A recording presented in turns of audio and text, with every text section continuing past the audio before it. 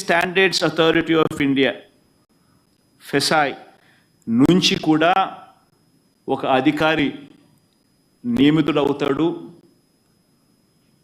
నియమితులై వీళ్ళు లడ్డూకు సంబంధించిన విషయం మీద వీళ్ళు నివేదిక ఇస్తారు అని చెప్పడం జరిగింది. నేను అడుగుతా ఉన్నా, ఇంతగా సుప్రీంకోర్టు ఆక్షేపిస్తే ఇదే పెద్ద మనిషి చంద్రబాబు నాయుడు గారు అనే వ్యక్తికి ఏమాత్రమైనా కూడా దేవుడి మీద భక్తి భయము ఏమాత్రం ఉన్నా కూడా, తప్పు చేసినట్టుగా కనిపిస్తా ఉన్నా కూడా, మొట్టమొదటి తాను చేయాల్సింది ప్రజలకు భక్తులకు క్షమాపణ చెప్పడం, తిరుమలలో స్వామివారిని వేడుకోవడం, తప్పు చేశాను స్వామి క్షమించండి అని చెప్పి. అవేవి కూడా చేయకపోగా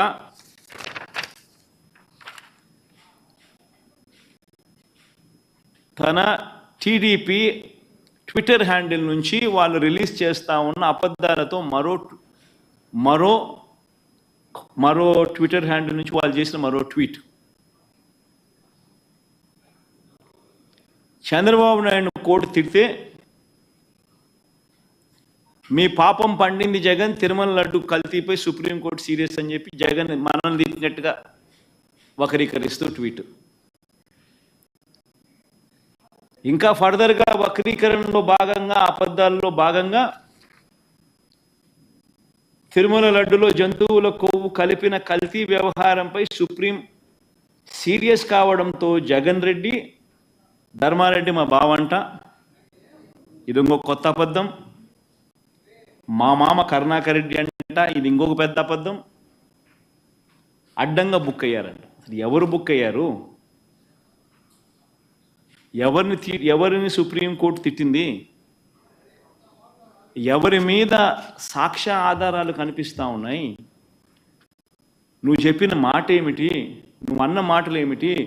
స్వయంగా మీరు అపాయింట్ చేసుకున్న మీ ఐఏఎస్ ఆఫీసర్ టీటీడీ ఈఓగా ఉంటూ తాను అన్న మాటలు ఏమిటి? ఎవరు తప్పు చేసినారు? ఎవరు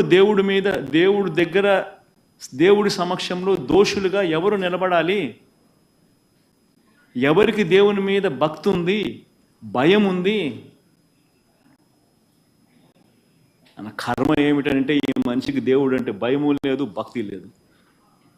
దేవుణ్ణి సైతం రాజకీయాలలో వాడుకునే అన్యాయమైన బుద్ధి ఈ రాజకీయ నాయకుల్లో ఉంది. కాబట్టి ఈ చంద్రబాబు నాయుడు గారు లాంటి అన్యాయమైన రాజకీయ నాయకులు ఉన్నారు కాబట్టి మన కర్మ మనకి నిజంగా రాష్ట్రానికి రాబోయే రోజుల్లో ఈ పాపం, దేవుని కోపం ఆంధ్ర రాష్ట్ర ప్రజల మీద పడకుండా దేవుని నేను వేడుకుంటా ఉన్నాను.